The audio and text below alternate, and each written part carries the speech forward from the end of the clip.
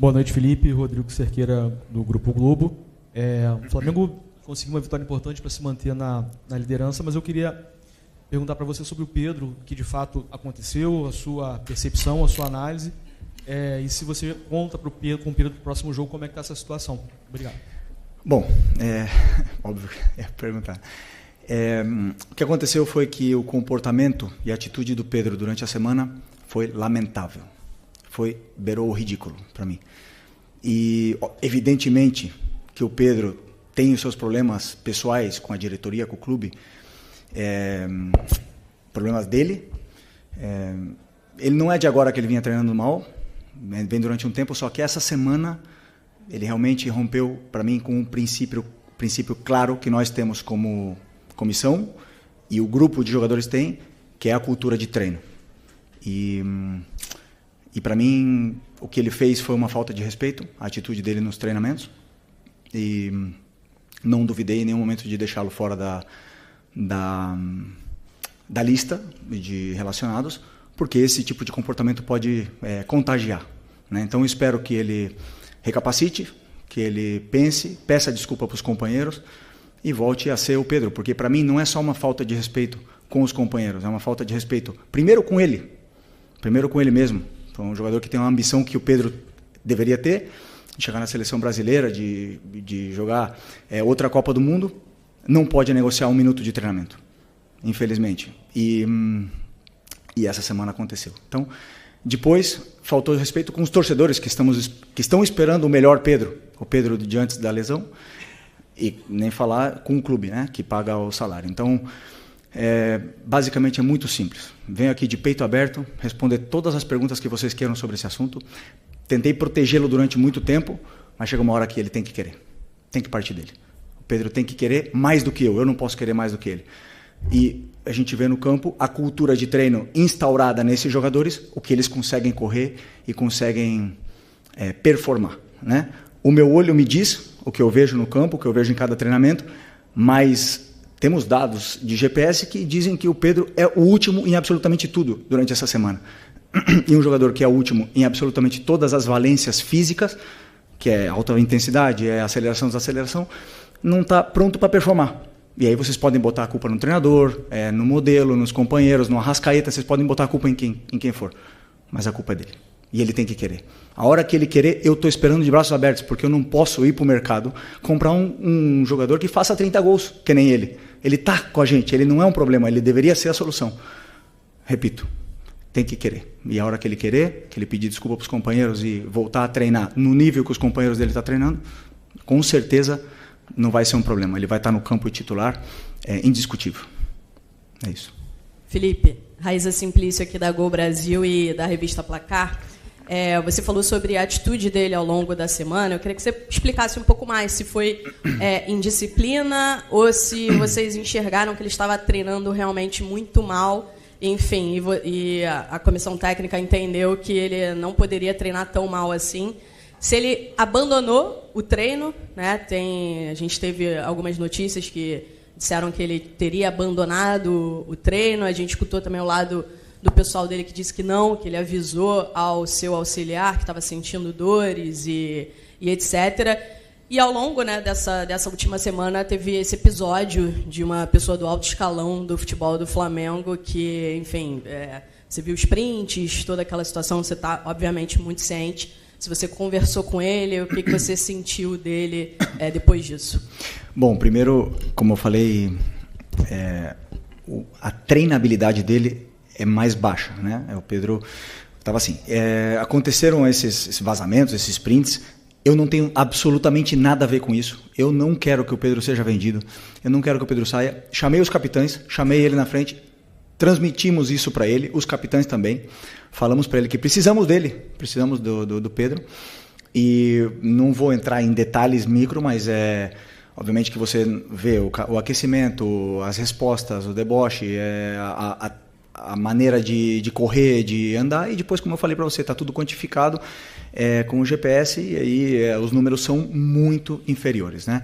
Como você falou, um episódio de abandonar, como nós temos mais do que 20 jogadores, alguns jogadores ficam fora, de algumas atividades. Por exemplo, se eu fizer um treino específico de 10 contra 10 e nós temos 23, 24, são 4 jogadores que têm que fazer algum treino alternativo, um complemento, alguma coisa, né? Então, no caso dele, também por estar muito abaixo, eu teria que complementar, e ele saiu e alegou realmente que estava com problemas, na qual também é ruim do mesmo jeito, né? Mesmo se fosse não foi indisciplina, porque ele avisou, como você falou, mas como eu falei, números muito, muito, muito, muito abaixo dos outros e não consegue acabar o treino. Então, tudo isso aí leva com que o Pedro não se coloca na convocação, não se coloca nessa lista e não se coloca à disposição de competir por uma vaga no time. Posso? Aqui à esquerda.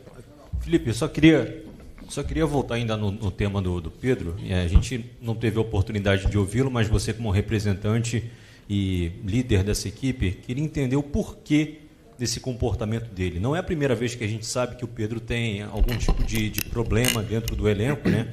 Em 2023 teve aquele lamentável episódio envolvendo também o preparador do Sampaoli. Mas o porquê desse comportamento dele? Talvez na cabeça dele ele conseguiria ser titular incontestável só pelo nome nessa volta depois de uma lesão.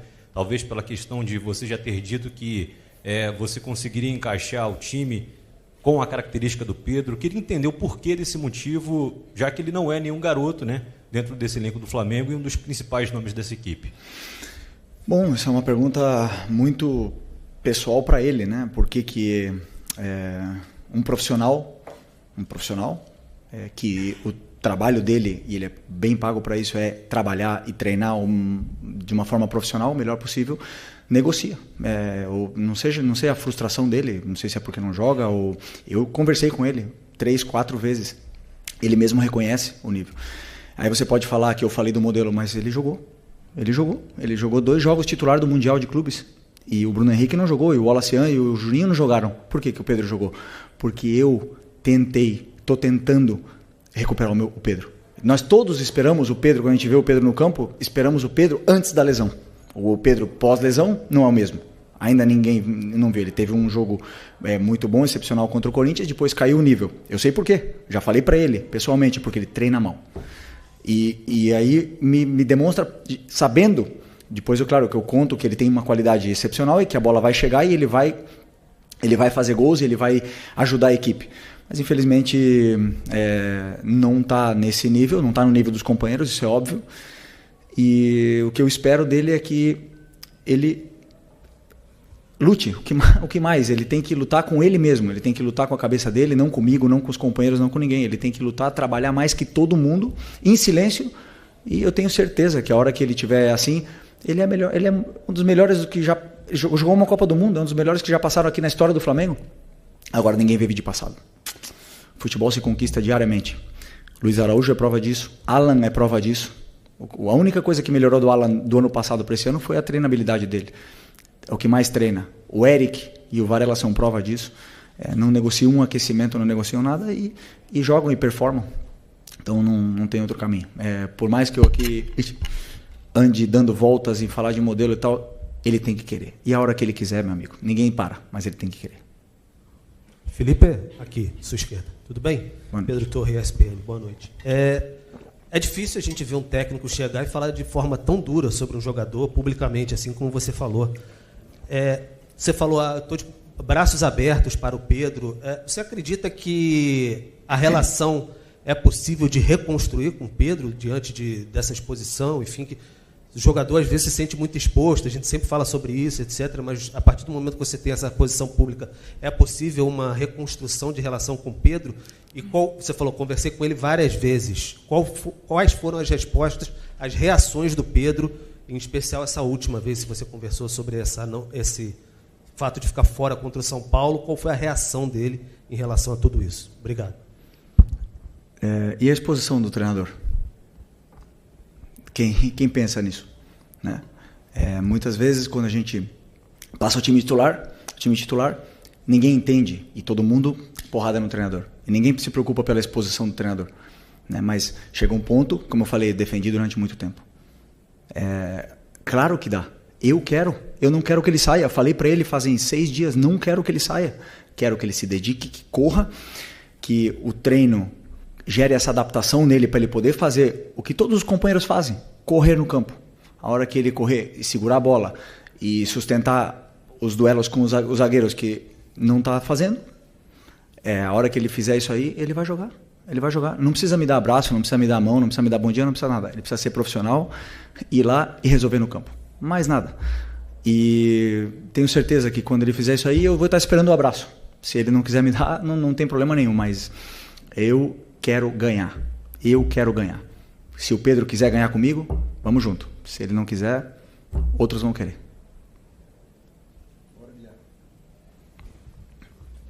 Pode ir? Aqui. Boa noite, Felipe Isabelle Costa, Canal Gold. Queria te perguntar sobre negociações e como a janela abriu, né? A gente também tem visto um pouco da movimentação do Flamengo no mercado. Até surgiu o nome do jogador, né? Mike Johnston, que aparentemente tinha até um voo comprado para chegar durante essa semana, mas a diretoria parece que voltou atrás. Queria saber de você, que é o técnico e provavelmente acompanha isso tudo, como é que tem sido esse trabalho para mapear, por que teve essa decisão de voltar atrás pela contratação desse jogador? Além de contratações para chegadas, também tem notícias sobre saídas, como o Matheus Gonçalves. Tem alguma decisão tomada sobre o Matheus? Você conta com o Matheus no time? E também queria entender o que rolou com o Mike, que voltou atrás, né? Obrigada. Desculpa, essa pergunta é uma pergunta para o Boto, né? Eu sei, não, sim, eu passei para o clube o que eu acho que a equipe precisa, o elenco precisa, as posições que a gente precisa reforçar, as características dos jogadores que eu gostaria que chegassem. Depois é o clube que mapeia, que faz as ofertas, que contrata, que cancela, que toma as decisões que eles têm que tomar. O jogador que eles colocarem para mim, o meu trabalho é fazer eles renderem o máximo possível, né? Obviamente que sabemos que tem que chegar gente, perdemos bastante jogadores e vão ter que chegar outros para poder elevar o nível ainda mais desse elenco que já é altamente qualificado. Sobre o Matheus, conto com ele, claro que conto com ele. Até muito nobre da parte dele querer jogar, adoro isso. Ele ama jogar, ama futebol, se frustra quando não está no campo. E até agora, claro, a posição dele, a concorrência com a posição dele é muito alta. Era o jogador titular da seleção brasileira, que acabou de sair. Agora tem o Luiz Araújo, tem o Plata que joga com ele, nessa posição. E competir posição com esses jogadores. E, aliás, o Gerson era capitão da equipe, então não é fácil. E teve menos minutos. Então é muito admirável e louvável a humildade dele de querer descer para o Sub-20 para poder ter minutos, e aonde eu gosto muito. Claro, me passaram os vídeos, as imagens, a gente olhei, falei, ok, com as características que eu quero, e aprovei, claro. Felipe, aqui tudo bem? Boa noite, Cidão Marina Litoral News.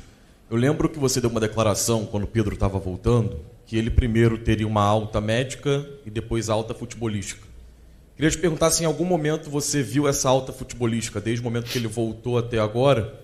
E, em cima disso, a gente via nas suas falas dos jogadores que o Pedro se dedicou muito durante o período lesionado. Você acredita que esse pode ser o tom da sua conversa com ele para ele voltar ao potencial que ele tem? Desculpa, repete a segunda parte. Qual é a pergunta em concreto? Eu quero saber, com base naquilo que você falou, do Pedro ter uma alta médica e depois alta futebolística, se já aconteceu na sua visão, em algum momento.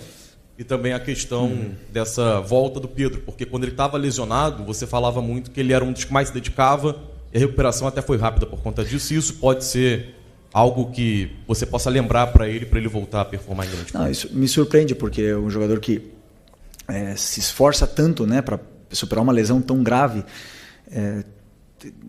O que eu espero é que ele se dedique ainda mais para superar e ganhar ritmo durante os treinamentos, né? Se vocês podem ver bem comigo, assim, não consigo ser justo com todo mundo, não consigo. Tem alguns jogadores que não, mas grande maioria dos jogadores que falaram no campo ganharam a vaga. Então quem está melhor normalmente comigo acabou jogando. Teve a exceção aí um pouco do Varela, talvez, que mereceu jogar, só que o Wesley estava num momento extraordinário. Mas assim, normalmente, o pessoal o próprio Plata estava pedindo passagem e ele acabou ficando mais uns jogos no banco.